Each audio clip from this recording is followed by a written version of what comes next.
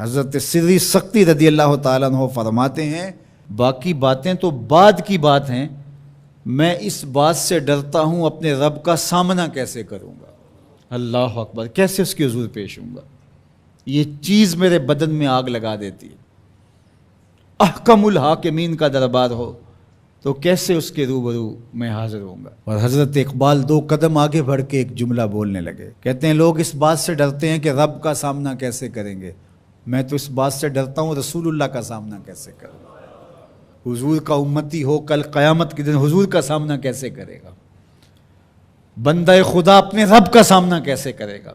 لیکن یہ کرنا پڑے گا، یہ نہیں ہے کہ کوئی فرار کا راستہ تلاش کر لے کہ میں نہیں کرتا، یہ کرنا تو پڑے گا، ہر صورت میں کرنا پڑے گا۔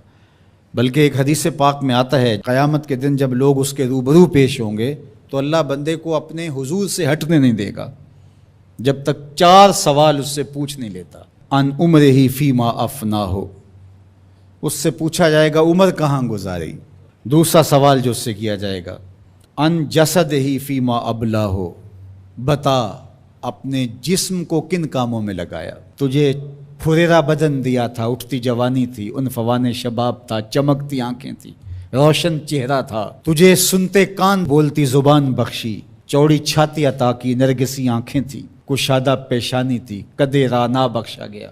جب تو چلتا تھا تو تیری رفتار سے غزال خطابی شرمندہ ہوتے تھے، تیرے لہجے کا بانک پن، تیری زندگی کا جمال، تیری چڑھتی جوانی، تجھے دی گئی طاقتیں، صلاحیتیں، بتا تو نے اپنے جسم کو کس راہ میں لگایا، اللہ کے حکموں کی تعمیل میں۔ تیرا جسم کمان کی طرح رکوع کی صورت میں جھکا، کیا تو اس کی حضور سجدے میں گیا تو چل کے مسجد کی راہوں کا مسافر بنا یا نہیں بنا۔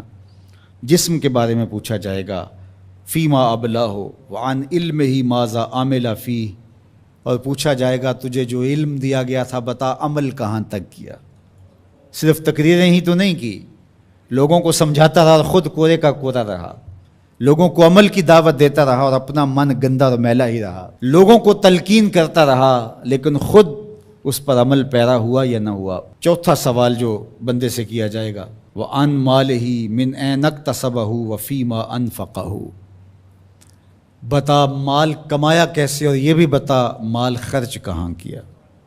مال کے بارے میں 2 سوال ہوں گے، کمایا کہاں اور خرچ کہاں کیا۔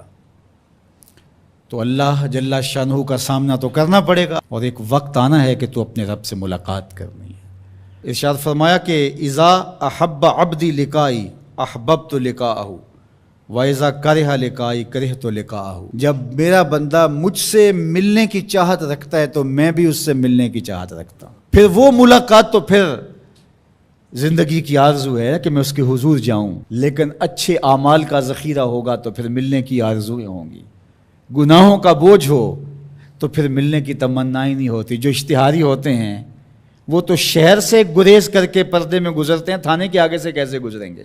جن کے ذمہ جرم کوئی نہیں ہوتا تو ان کو کوئی پرواہ نہیں ہوتی ہے، اللہ کی پکڑ سے کوئی بچ تو نہیں پائے گا، لیکن جنہوں نے اللہ کی رضا کے لیے زندگی بسر کی ہوگی، اللہ جل شانہ سے ملاقات کا شوق انہیں کشاں کشاں اس کی دہلیز پہ لے جائے گا۔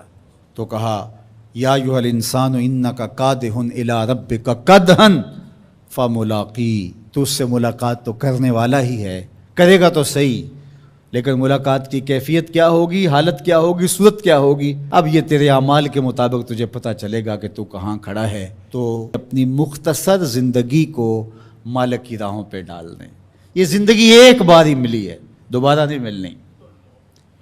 یہ اس وقت ڈاڈا پچھتاوا ہوگا، لوگ کہیں گے یا اللہ ایک بار بھیج دے بس، اب تو آنکھوں سے سب کچھ دیکھ لیا، دوبارہ تو سر سجدے سے نہیں اٹھائیں گے۔ کہا تجھے بھیجا تھا، پیغمبر بھی بھیجے تھے، کتابیں بھی اتاری تھی، روز مرتے ہوئے لوگ تیرے سامنے تھے، اٹھتے ہوئے جنازے تیرے سامنے تھے، پھیلے ہوئے قبرستان، ڈوبتا ہوا سورج، یہ عارضی دنیا کے کتنے نقشے تمہیں دکھائے لیکن تو پھر بھی نہ مانا۔ اب دوسرا موقع نہیں ہے۔ یقول یا لیتنی قدمت لحیاتی، وہ کہے گا کاش میں اس زندگی کو اس زندگی کے لیے آگے بھیج دیا ہوتا، لیکن پھر سوائے پچھتاوے کے اور کچھ نہیں ہوگا۔